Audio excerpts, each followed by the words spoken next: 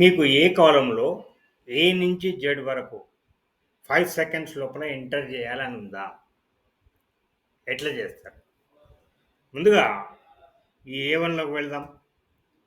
Is equal to char CHAR char bracket open 64 plus ROW A1 bracket close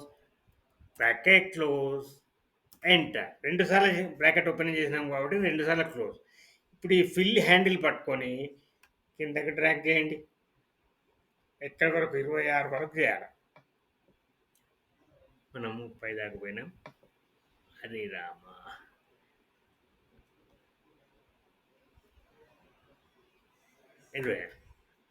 చూసిరా వచ్చేసినా లేదా?